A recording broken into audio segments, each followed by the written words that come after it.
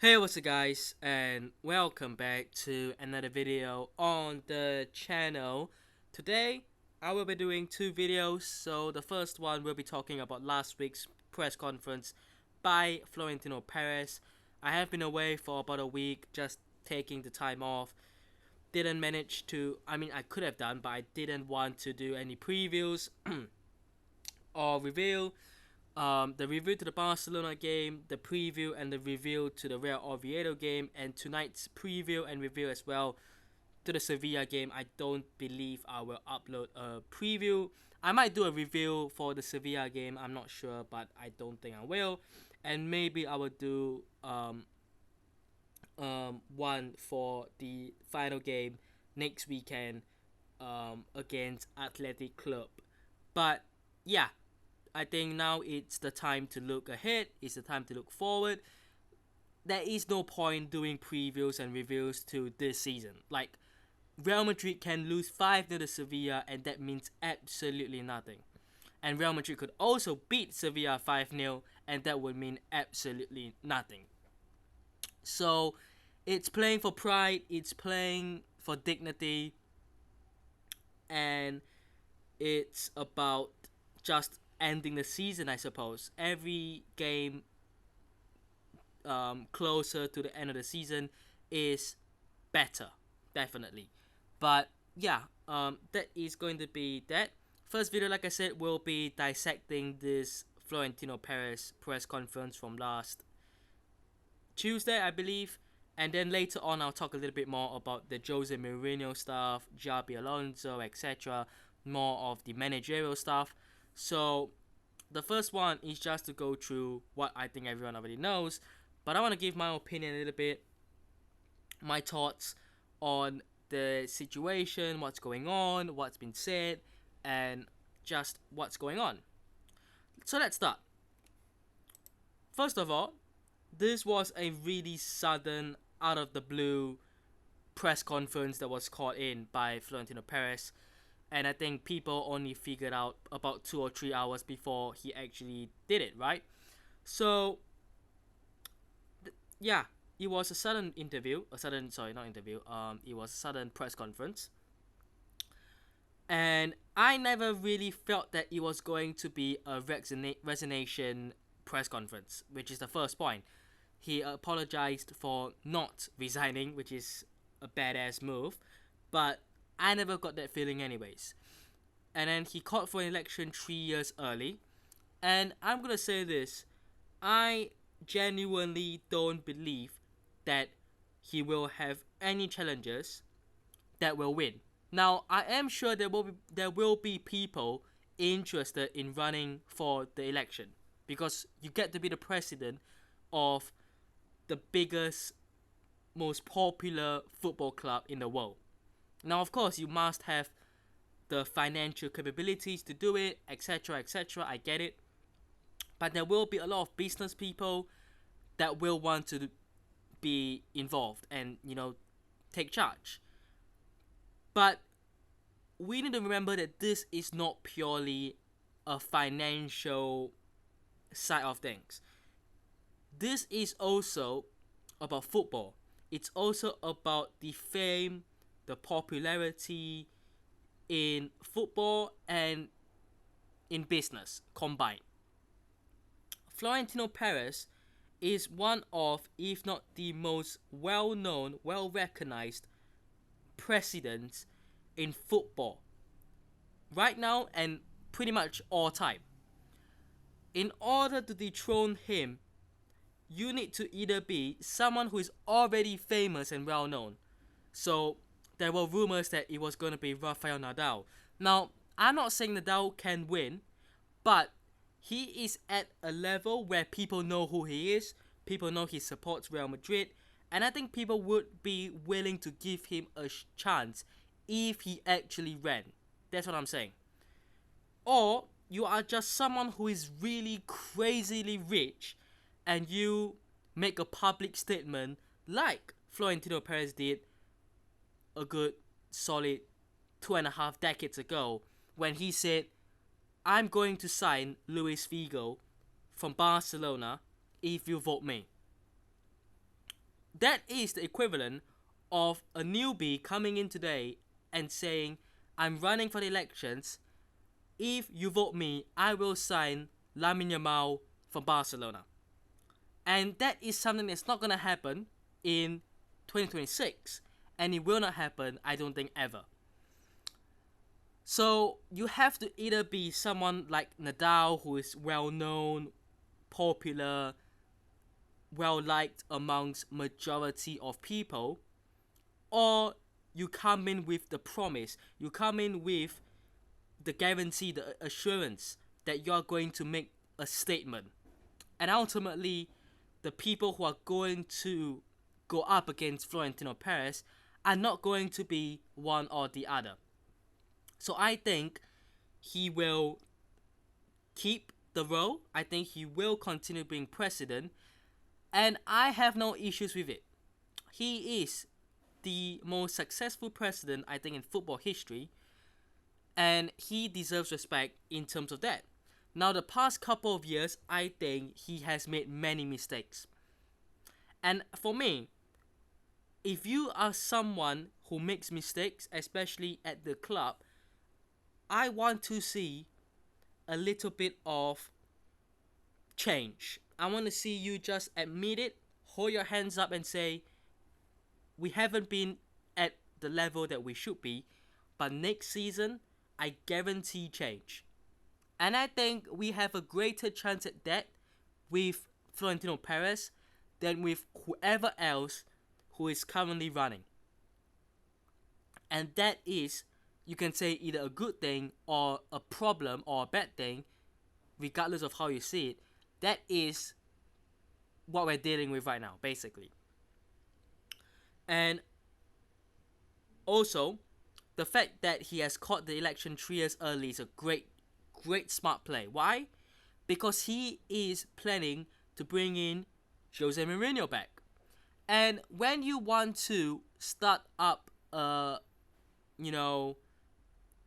for something or trying to get people, hyped and trying to get people into your project, what do? You hire the people that people will look at and go, that is a badass move.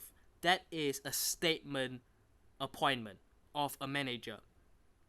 And one of the biggest names, if not the biggest in the world still, right now, apart from maybe Pep Guardiola, is Jose Mourinho. Could you imagine running for the election and your sort of promise to the fans, the socios is, okay, vote me as president and I will get in Arbeloa. Do you know how, I'm not going to say bad, but that doesn't give you the same appeal as the president. So Florentino Perez is making a really smart move. He's brought the elections early. He's saying, I want it to be done now because right now is the start of a new era. I'm going to bring in Jose Mourinho, one of the biggest names in the managerial, market. One of the, biggest personalities. And we will make change. Now, whether he delivers it, I don't know. But with Jose Mourinho, you're going to get a bigger package than just him. You're going to get everything that comes along with him. And when someone like Jose Mourinho comes in, he will demand power, control, a say in decision making. And that is the good thing with all of this. In my opinion, we need Jose Mourinho at the club. And I will talk a little bit more about this later on or tomorrow. Regardless, I will make another video. But like I said, we'll talk about that tomorrow a little bit more in depth. But that is a smart play, really smart play. He says there's a campaign against him with made-up news, including that he has cancer. I actually never heard of that before, but I think that's really messed up to say. And you can like him, you can hate him, but I think spreading fake news about someone's health is always boundaries that you just don't go, right? You can make news up about that person and what their plans are and what their motives are, but I think when you cross the boundary of going and talking about their health or their family or things like that, there are certain boundaries you just don't cross, in my opinion, from a humane level. He picks up the phone and starts reading out news and laughing, including ABC's news today, saying that he has told his inner circle that he's tired. He says he's working like an animal day and night. He says anyone who is spreading the rumors against him can challenge him in elections. He reminds people that with him, Real Madrid have won 76 titles. That's a crazy amount, by the way. But we need to look at right now. And this season, 0. Last season, 0. I'm not counting the UEFA Super Cup early on or the Intercontinental Cup, right? I'm counting Champions League, La Liga, Copa del Rey, Super Cup, right? These are the main 4 trophies, and we have won none of them in the past 2 years. And not only have we not won any of them, we have also been humiliated in pretty much all of those competitions, one way or another. So I don't want to hear any sort of historical facts. Yes, I acknowledge that he has won 76 titles, but we're living in the right now, the present, and the current moment. And the truth is, this team right now has won 0 trophies in the past 2 years. Simple. End of. Says that Real Madrid is the most prestigious club in the world and that it's lies that the club is in shambles. I think that is exaggerated. I don't think the lies help for sure, but I don't think it's the ultimate reason. I think Florentino Perez himself has to take a lot of the blame for why the club is in this shambles. Calls the Negreira case as the worst scandal in football history. Look, whatever is up with that and whatever is up with Barcelona is not something that I personally care about or I focus about. All I care about and focus about is Real Madrid winning. And yeah, that's that. He says that Real Madrid have the most valuable squad in the world according to Transfermarkt. That's not a lie, that's facts, but that doesn't really mean anything. He says that he will submit a dossier to UEFA to end the fact that there are referees from the Negreira era still officiating.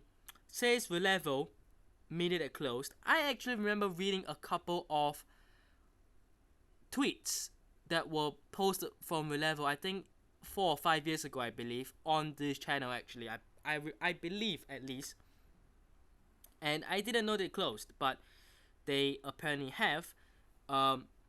They apparently worked with La Liga and was created to smear Real Madrid and Florentino Perez himself.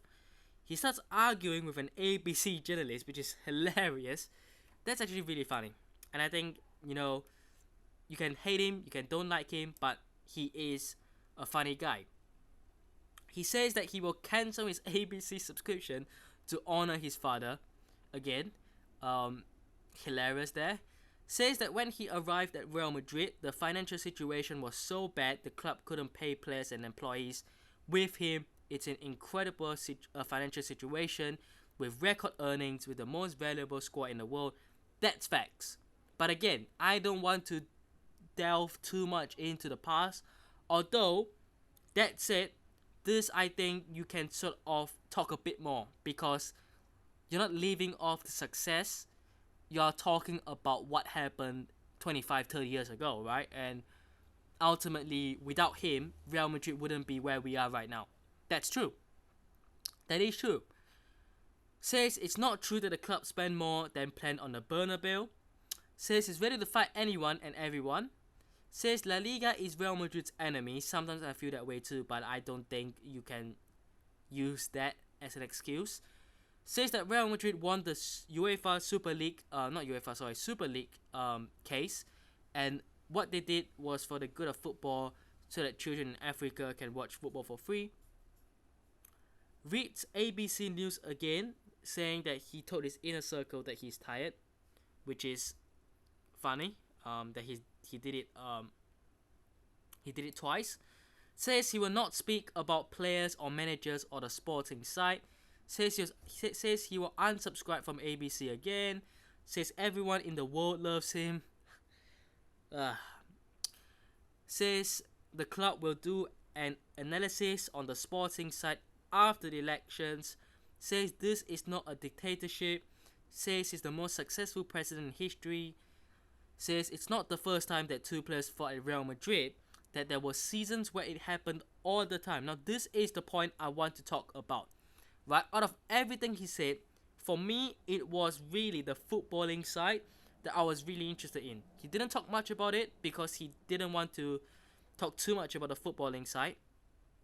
But when he did, there were a few good points. So the Tchouaméni Valverde incident, I think, is something that we, want to know more about, because it is still unclear whether it's Valverde who actually provoked Tchouaméni, or Tchouaméni did actually, said some things about Valverde behind his back, and Valverde felt, a bit insulted in that sense. We don't really know what's going on there in terms of the actual truth.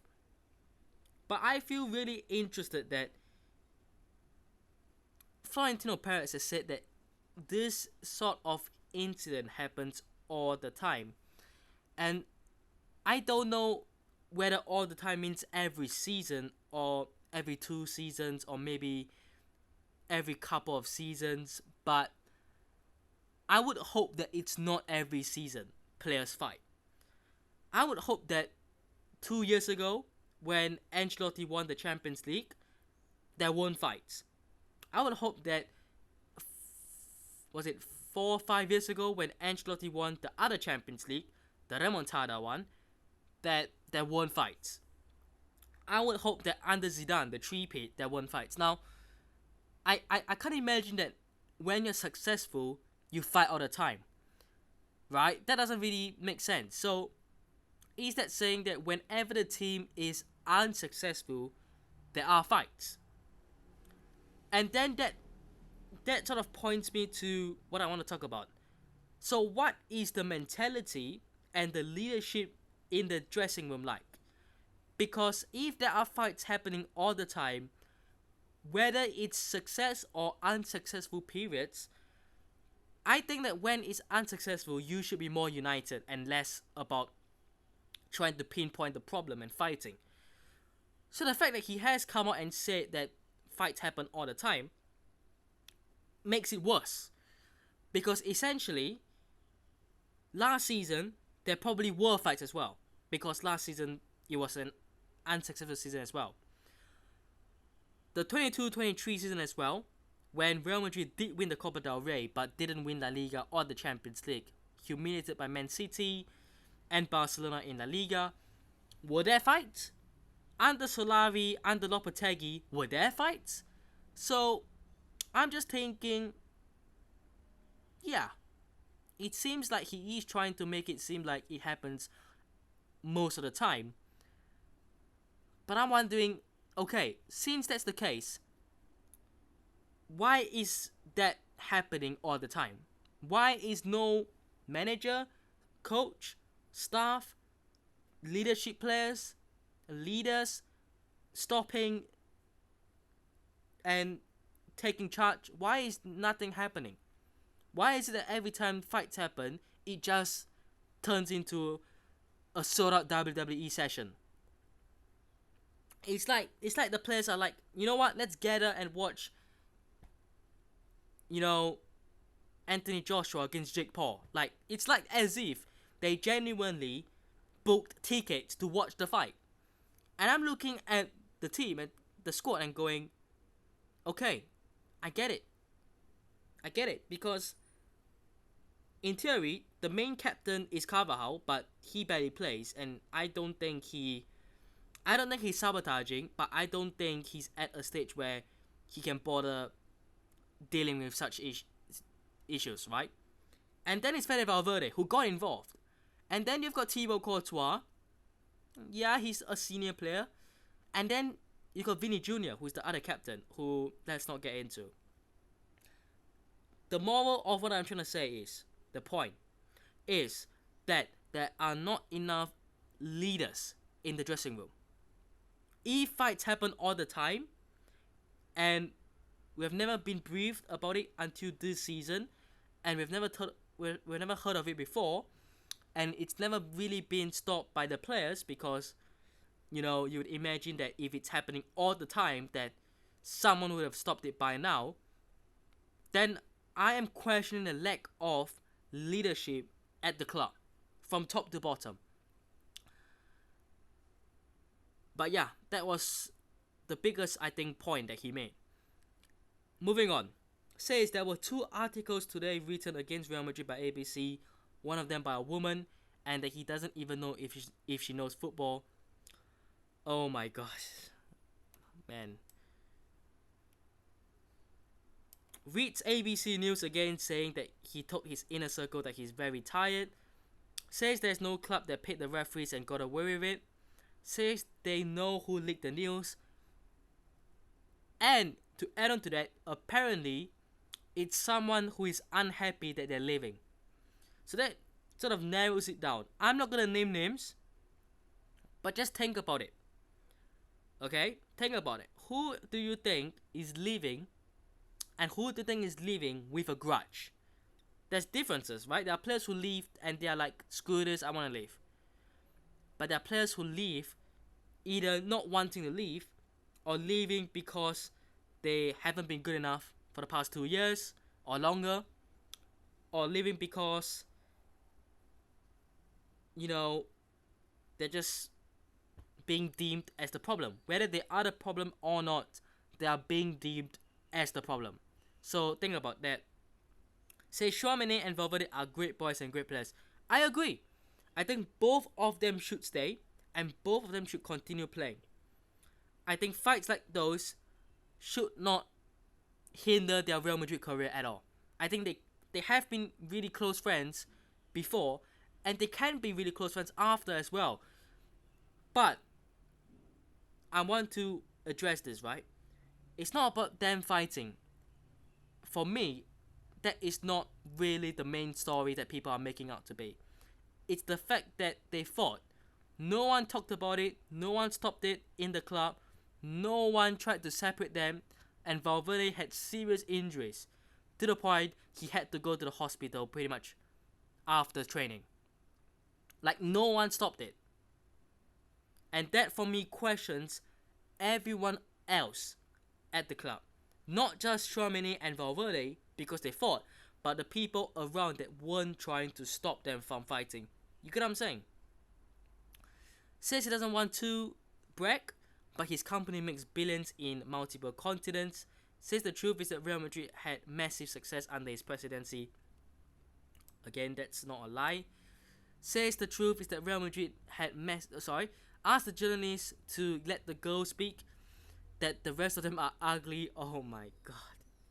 That was really funny. Says he was robbed of 7 La Liga. Says he only wants to defend the club's interests. He doesn't want to get publicity, fame, power, or anything from the club. Says Real Madrid got robbed of 18 points in La Liga this season.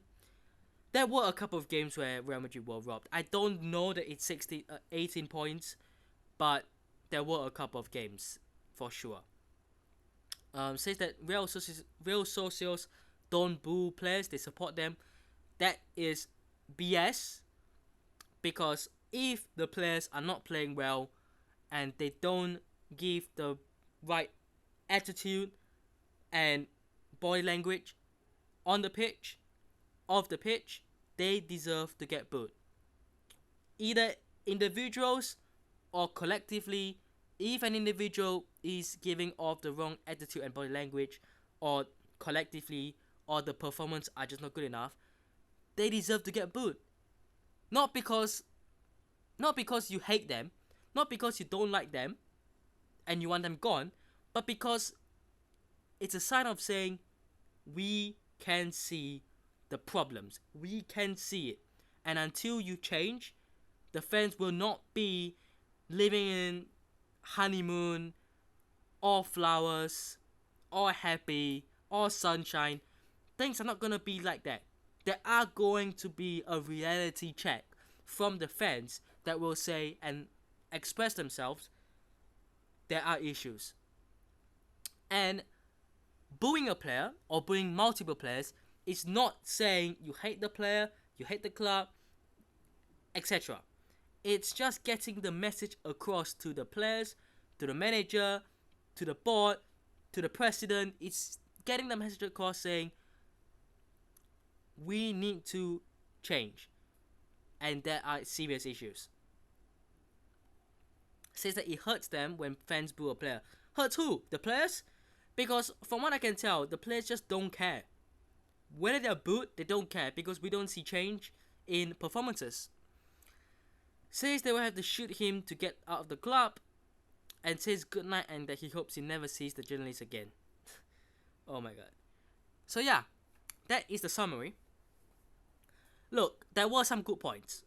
There were some points that I agreed, and there were some that I didn't agree with. And ultimately, I think what you can take away from this is he's gonna stay. He's gonna bring in Jose Mourinho. He's going to hopefully restore the proper club culture at the club. And that is all you need to know, right? Everything else about him, making billions, or, people are ugly, or people have to shoot him, it's nothing gonna do the club, really. But you just need to know that he's staying, which I think is a good thing. You might not think it's a good thing. Fair enough. But for me, if he's gonna stay, which he is, I want to see change. And he has the power. He has the control over decisions like transfers, buying players, selling players, getting the checkbook out. Ultimately, I don't want it to be the president controlling things. I want Jose Mourinho to be. I want whoever comes in as the manager to be like, give me the control. Let me bench Mbappe or Vini if I don't want to play them. And for a long time now, I've always felt like Florentino Perez has had a problem with benching big stars. And ultimately, yes, it's bad. It's a bad look for the team and for the player if a big player gets benched. But for me, if that means the team plays better, you have to do what you're gonna do. So that is that. Let me know your thoughts down below. Hope you guys have enjoyed today's video. Hit the subscribe to the channels on already, and I'll see you guys in the next one. Peace.